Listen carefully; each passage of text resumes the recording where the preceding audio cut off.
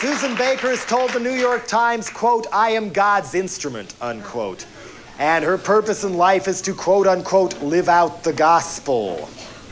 And makes me feel a little queasy, as I said before, that James Baker, a fundamentalist holy roller who may even believe in the imminent coming of Armageddon and we are the last generation, therefore we must bring it on, which Reagan and James Watt openly espoused to as well, he's one of the people in charge of World War III in the Middle East. And if we last through that, James Baker is Bush's desired and designated heir for the presidency, which would be worse than if Pat Robertson got in the White House.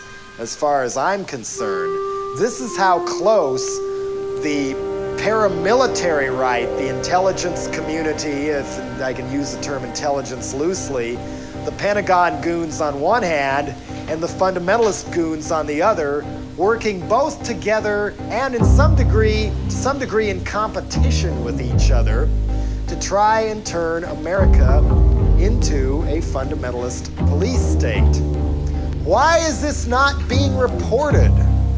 Why are people like the Examiner and Newspeak and Time and USA Today and the Evening News not talking about Bush lying about the body count, about the Army in Humboldt County, about Camp San Luis Obispo, or the religious Nazis who are pulling all too many strings?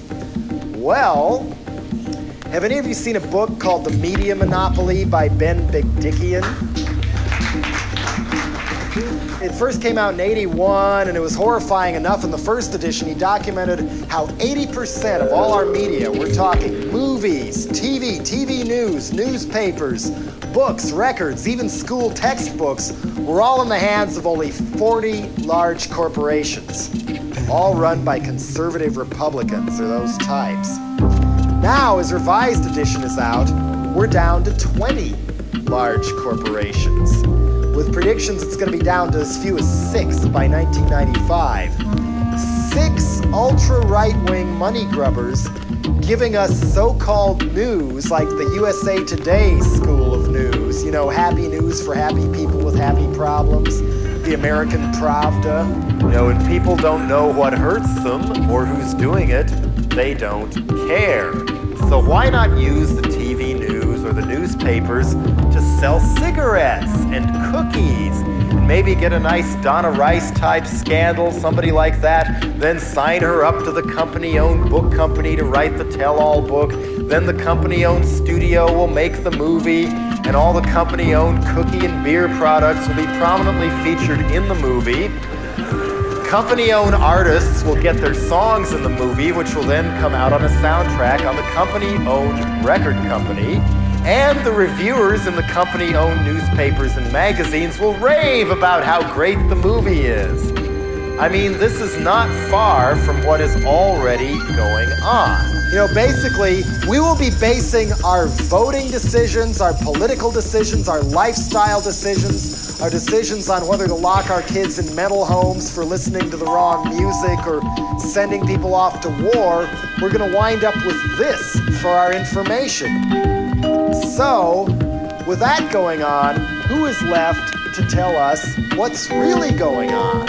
There are some other good news outlets. Some magazines I like include, nationally, there's The Progressive, The Nation, Multinational Monitor out of Washington, D.C., Utne Reader's a good one. In spite of how yuppie it's looking these days, Mother Jones still has some good information in it. A Covert Action Information Bulletin, Washington, D.C., Sanger, Z, a lot of good radical bookstores here you can find them at. Also, Pacifica News Service, which KPFA broadcasts.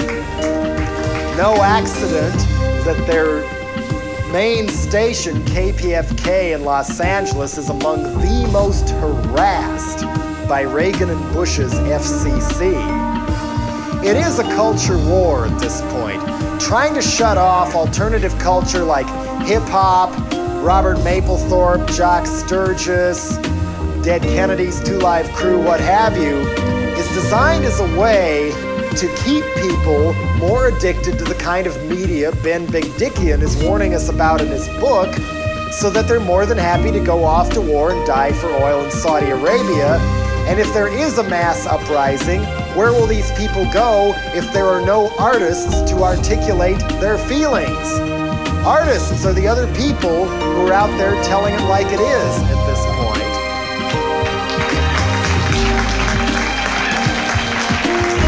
And consequently, they're being hit the hardest.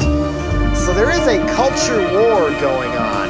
Patrick Buchanan, of all people, even came right out and said it in a column he ran in Washington Times last June, where he said in so many words, this is kind of this isn't his exact words, but it's close to it, that now that the Reagan Revolution is complete politically in the 1980s, we must cement it in place in the 1990s with a cultural revolution.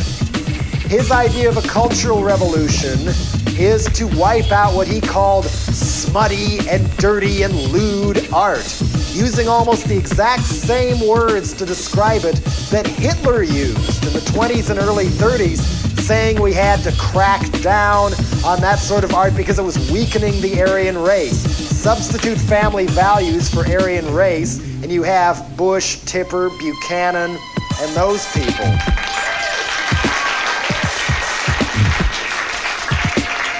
Hitler called for a crackdown on people who were openly gay and had them wear pink triangles once he came into power.